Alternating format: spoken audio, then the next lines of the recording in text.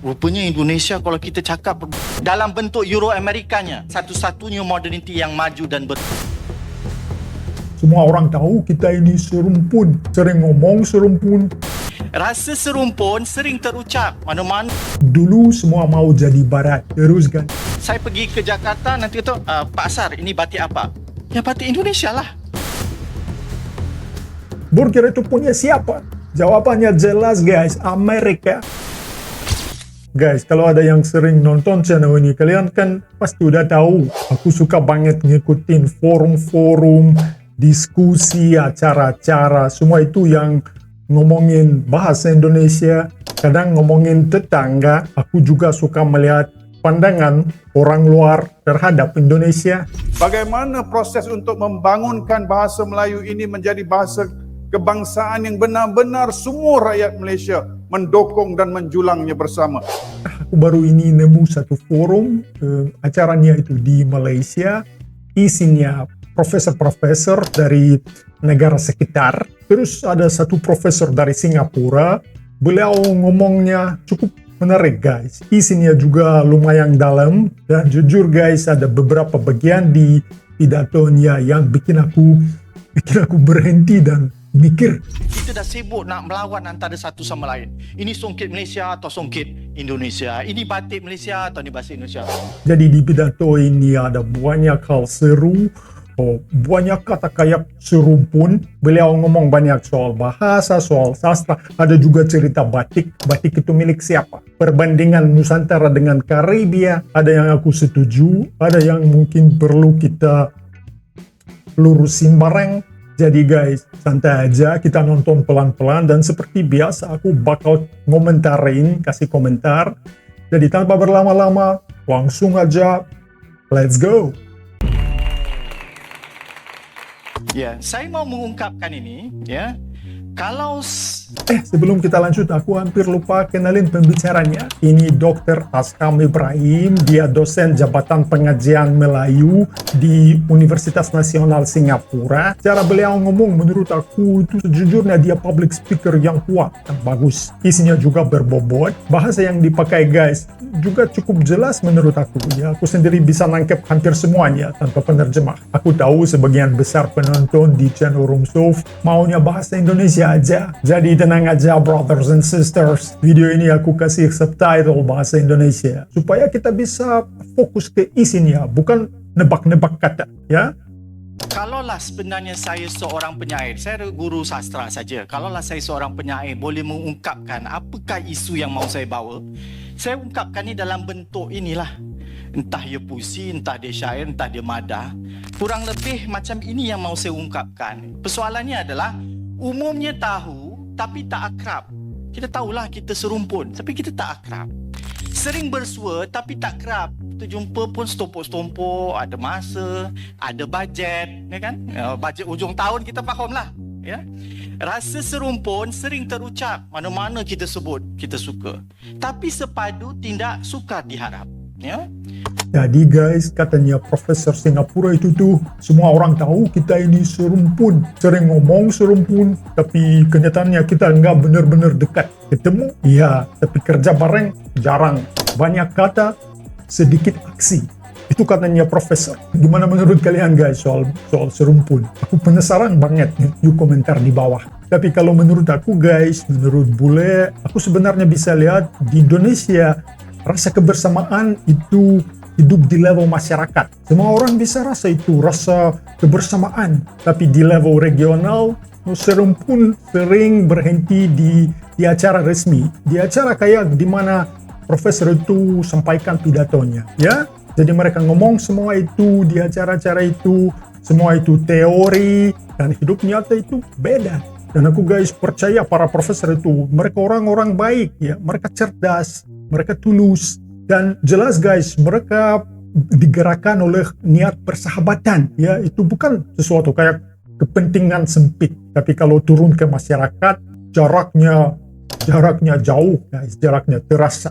Realitas di bawah itu sering jauh dari teori. Teman-teman Indonesia sering bilang ke aku itu, tetangga itu kadang bikin capek dengan semua urusan klaim itu, urusan klaim bahasa dan kayak gitu. Padahal buat orang Indonesia, bahasa Indonesia itu sudah jalan sendiri, udah diakui, udah dipakai luas, sudah terus berkembang. Indonesia hari ini bukan negara kecil, bukan negara yang kayaknya mencari validasi. Indonesia ada di G20, ada di BRICS, ekonomi tumbuh, budaya hidup, 700 lebih bahasa lokal, ratusan juta penduduk. Dan ini guys bukan kesombongan, ini kenyataan. Dan sebagai orang luar guys, aku bisa mengerti perasaan itu. Kekuatan seperti ini, mau tidak mau, akan diperhitungkan. Itu jelas.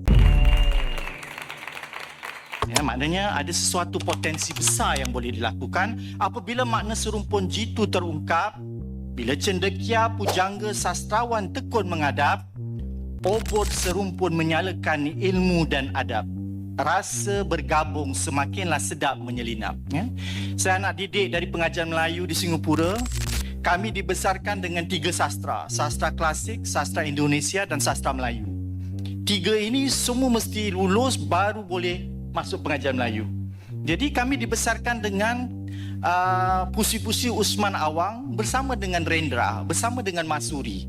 Oke, beliau bilang dulu sebelum mikir negara, orang-orang ini sudah disatukan oleh bacaan ya. Penyair Indonesia dan Melayu dibaca bareng, jadi batas negara itu datang belakangan. Ya, ini poin penting guys. Dan di sini Indonesia cukup kuat ya, karena sastra Indonesia bukan lokal aja. Sastra Indonesia produktif dan berkelanjutan. Banyak wilayah lain di Nusantara justru tumbuh lewat bacaan dari Indonesia. Nama-nama seperti Pramudia Anantatur, Rendra, Hairil Anwar ya, sampai penulis generasi muda juga ya, itu terus dibaca lintas generasi. Jadi ini bukan soal klaim budaya. Ini sebenarnya guys soal fakta produksi. Siapa yang terus menulis, siapa yang terus menerbitkan, yang terus membangun ekosistem. Dan sampai hari ini Indonesia konsisten di situ ya. Ada konsistensi. Jadi kami sebenarnya tak pernah kenal batas pada awalnya. Jadi kadang-kadang kita keliru juga. Ini yang mana ya? Sebab negara kecil kita tidak perlu rasa kepemilikan itu. Ya, tapi bila kita sampai ke sempadan kita rasa rupanya Indonesia kalau kita cakap Rendra banyak marah dia ya. Usman Awang saya banyak bicara orang Malaysia sindir-sindir ya. Nak ambil ke? Ya. Jadi guys, begitu masuk soal negara dan simbol itu udah mulai sensitif.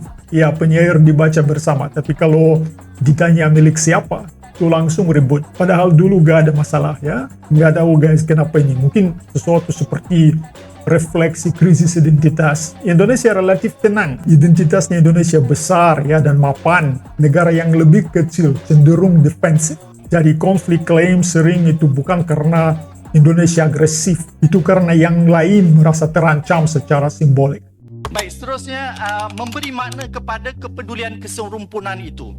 Ya, ini yang saya rasa kita harus sama-sama duduk dan fikirkan ya. Ianya bukan dimulai dengan MOU, bukan dikibarkan oleh wakil kedutaan, bukan pula digendang dengan pertemuan kemuncak. Yang bergeraknya adalah pekerja budaya. Siapa itu? Tuan-tuan dan puan-puan. Tuan-tuan dan puan-puanlah pekerja budaya yang menggerakkan keserumpunan ya. Menteri boleh mengurus ya, tetapi yang menggerakkan kerjanya sebenarnya adalah rasa kebersamaan. Beliau bilang serumpun itu enggak jalan lewat diplomat atau summit. Yang beneran gerakan itu penulis, seniman, guru, pekerja budaya. Ya tentu guys, gagasan para penyair, akademisi, profesor itu penting. Tapi hari ini medan perhatiannya sudah pindah guys. Karena anak muda hidup di sosmed. Kalau pemikiran serius itu bisa disampaikan dengan bahasa yang lebih dekat ya, dengan format yang lebih luas, tentu dampaknya bisa jauh lebih besar. Seharusnya melangkah seiring zaman. Ya, jadi sebaliknya ya, bila kita ada persoalan yang berkenaan UNESCO ni datang baguslah. Tapi kerana dia mengganggu pula, kita dah sibuk nak melawan antara satu sama lain. Ini songkit Malaysia atau songkit Indonesia. Ini batik Malaysia atau ini batik Indonesia. Tak habis-habis ya. Ya, tapi kebetulan Singapura pula suka buat pameran. Pun Singapura pun kena.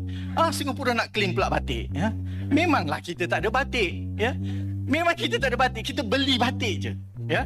Jadi Itu jadi masalah sekarang ya. Saya pergi ke Jakarta nanti kata, Pak Asar, ini batik apa?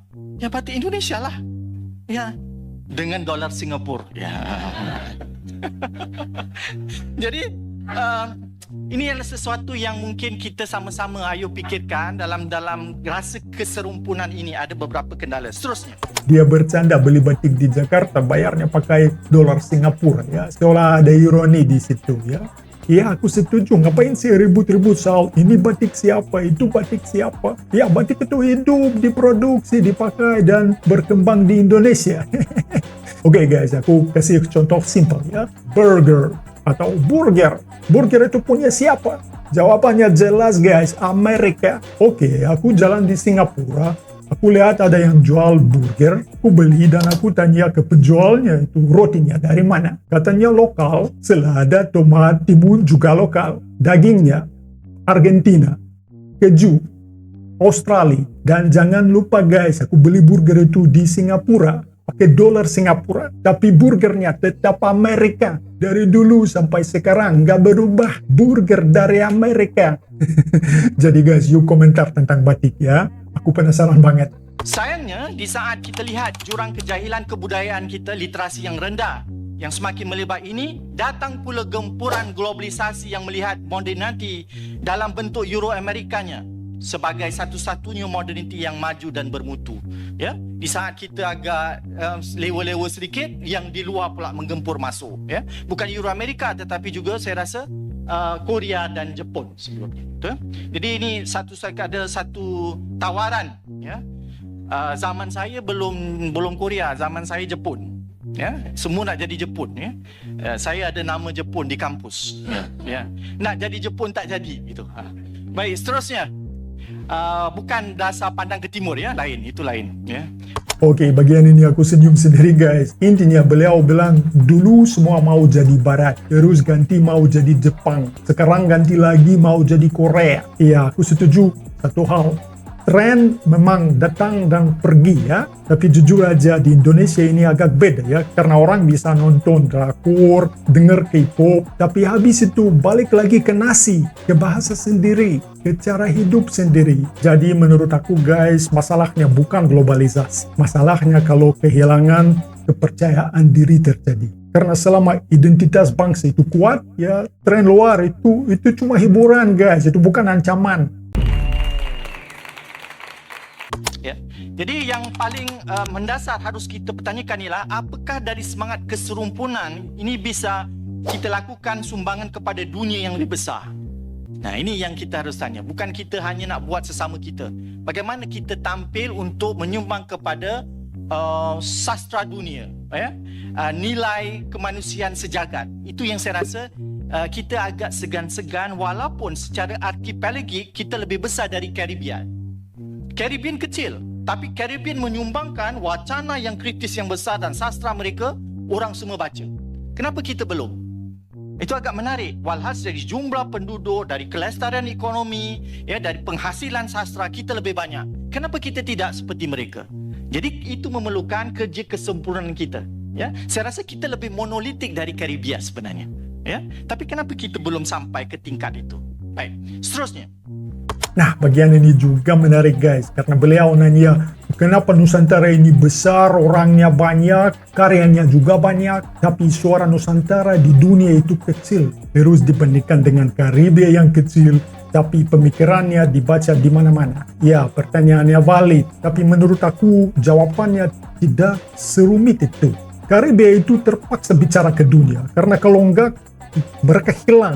Kalau Indonesia nyaman di rumah sendiri. Indonesia ini besar, pasarnya besar, pembacanya ada. Jadi banyak karya cukup hidup di dalam negeri tanpa harus cari pengakuan luar. Dan itu bukan kelemahan, itu posisi. Dan aku juga guys mikir sebenarnya ekspansi Indonesia keluar itu sedang jalan. Pelan-pelan tapi jalan. Itu terjadi hampir otomatis karena bangsa muda energinya belum habis. Cepat atau lambat suara itu akan terdengar. Nggak usah dorong proses itu karena waktunya memang akan tiba.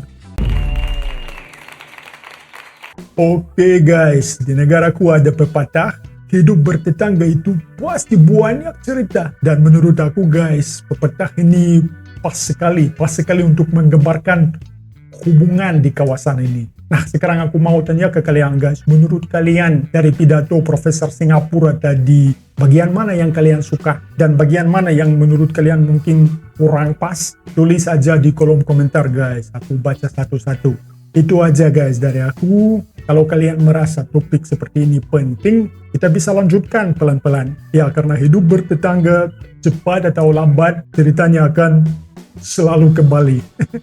Terima kasih udah nongkrong bareng aku, bareng Roomsolve. Jangan lupa like, share, dan subscribe to the channel.